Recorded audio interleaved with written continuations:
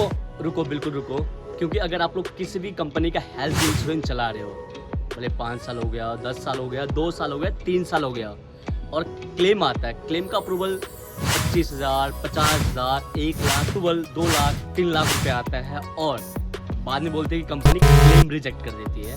भाई क्लेम तो रिजेक्ट करेगी ही, क्योंकि आपने सब कुछ नहीं जाना। तो इस वीडियो को आप लोग पूरा देखो, मैं आपको ऐसे 5 स्टेप बताने वाला हूँ जिससे इन फ्यूचर में कोई भी कंपनी हो, आपको कोई भी कंपनी क्लेम रिजेक्ट नहीं करेगी। इससे पहले मैं आपको छोटा सा स्टोरी बताना चाहता हूँ। मतलब एक मेरे क्लाइंट थे, ठीक है, he is a from Andhra Pradesh, and उनको मतलब पीडी था, ठीक है, अप्रोक्स में 40 से 45 साल उनकी एज थी। वो मुझे बोल रहे पर्सनली कॉल करके कि सर मैं इस पीडी को हाइड कर लेता हूँ, आप मेरी पॉलिसी अप्लाई करवा दो। मैंने उनको एक छोटा सा एग्जांपल दिया कि सर आज अगर आप पीडी हाइड भी कर लेते हो ना, और कल को आप हॉस्पिटल में एडमिट हो जाते हैं, तो हॉस्पिटल में पूरा जांच पड़ताल करने के बाद ही क्लेम का अप्रूवल देते हैं कि आपका क्लेम पास हो पाएगा या नहीं हो पाएगा।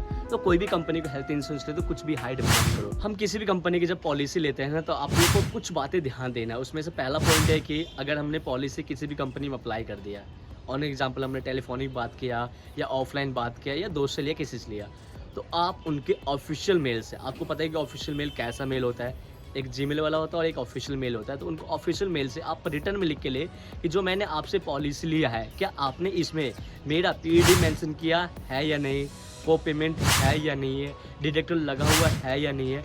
अगर ये तीनों चीज़ आपने जांच पड़ताल कर लिया, अगर स्वस्थ है तो कोई इशू नहीं आएगा, अगर कोई पहले से बीमारी है तो ज़रूर आप लोग मेल पे रिटर्न में लिखवा के ले, क्योंकि क्लेम के टाइम पे वो दोस्त काम नहीं आएगा। अगर दोस्त से आप लड़ाई करेंगे तो आपका रिश्ता खराब होगा। आप कंपनी के खिलाफ एक्शन ले सकते हो, अच्छी बात है। अगर कॉल रिकॉर्डिंग पे लिया है, रिकॉर्डिंग लाइन पे बात करके लिया है, तो कॉल रिकॉर्डिंग आप मंगवाए, रिटर्न में मेल में लिख के कि हाँ मैंने आपसे पॉलिसी अप्लाई किया, इसमें आपने ये चीज़ मेंशन किया है या नहीं, क्योंकि पॉलिसी इशू होने के बाद आपको डॉक्यूमेंट्स भी पढ़ना है कि हाँ रियलिटी में वो चीज़ मेंशन है या नहीं है। सेकंड पॉइंट, आप सबको पता है कि इंडिया में जब कोविड आया था ना, उससे पहले हेल्थ इंश्योरेंस मेडिकल होता था, यानी पहले मेडिकल करवाइए फिर आप उसके बाद हेल्थ इंश्योरेंस अप्लाई करवाइए। लेकिन 2019 के बाद इंडिया में सभी कंपनी, मतलब 99% कंपनियां प्री मेडिकल ही करवाती है। जस्ट आप पॉलिसी अप्लाई कीजिए, अप्लाई करने के बाद अंडर राइटिंग में मूव होगी पॉलिसी, देन उसके बाद प्री मेडिकल नहीं होता है, फिर मेडिकल चेकअप होगा। अगर कंपनी को लगता है कि हाँ अब medical fit and fine policy issue हो गया, कंपनी कुछ आशंका लगता है कि हम पॉलिसी आपकी इशू नहीं कर पाएंगे, तो कंपनी आपसे मेडिकल रिपोर्ट्स मांगती है। उसके बाद भी अगर पॉलिसी आपकी इशू हो जाती है तो आपको ध्यान रखना है, आप रिटर्न में मेल पे उनसे ले कि हाँ मैंने आपको ये डॉक्यूमेंट्स दिए पीडी का, मुझे पहले से बीमारी था और आपने मुझे इस केस पे पॉलिसी इशू कर दिया, क्योंकि आपने पहले तो मेडिकल करवाया नहीं, फिर 2 साल बाद क्लेम आएगा, आप क्लेम रिजेक्ट करोगे तो मैं कहाँ जाऊँगा, क्योंकि क्लेम लेना बहुत ही ज़्यादा डिफिकल्ट होता है, आप सबको पता है ना। तो रिटर्न में मेल ले, कॉल रिकॉर्डिंग बात, तो कॉल रिकॉर्डिंग को आप सेव कर ले, मंगवा ले उनसे, क्योंकि प्री मेडिकल नहीं होता है आप हेल्थ इंश्योरेंस लेने से। पॉलिसी लेने के बाद सब कुछ आपने टर्म कंडीशन पढ़ लिया, देख लिया, समझ लिया, फिर उसके बाद आपके पास बॉन्ड पेपर आता है। बॉन्ड पेपर सिंपल सी बात है, आपको दोस्त नहीं समझा सकता है, फ्रेंड नहीं समझा सकता है, जहाँ से आपने लिया उस एडवाइजर से समझ सकते हैं। आपके पास सबसे प्लस पॉइंट है AI, chat GPT, multiple Gemini, बहुत सारे सोशल मीडिया जहाँ पे आप पॉलिसी बॉन्ड पूरा अपलोड कर दो भाई, वहाँ से आपका कंक्लूजन निकल जाएगा कि आपकी पॉलिसी क्या हाइड है क्या हाइड नहीं है।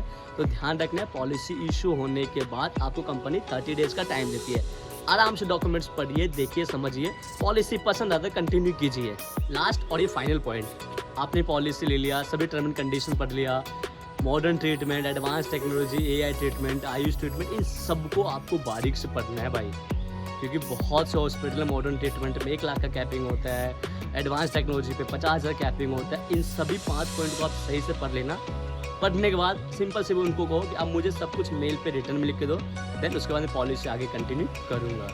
तो दोस्तों हमने सारे पॉइंट समझ लिए, ठीक है। हम नेक्स्ट पॉइंट में ये समझेंगे कि जिस कंपनी की हमने पॉलिसी ली, आखिर वो कंपनी हमारा क्लेम रिजेक्ट कर देती है, तो हमारे पास कौन कौन से सपोर्ट हो सकता है, कौन कौन सा हेल्पलाइन नंबर हो सकता है। तो मैं नेक्स्ट पार्ट में ब्रीफ से बताऊंगा कि IRD का क्या रोल होता है, अवेंडमेंट का क्या रोल होता है, इंश्योरेंस कंपनी क्या रोल होता है, जिस एडवाइस आप लेते हो क्या रोल होता है। नेक्स्ट पार्ट में समझेंगे। जब तक के लिए बाय बाय।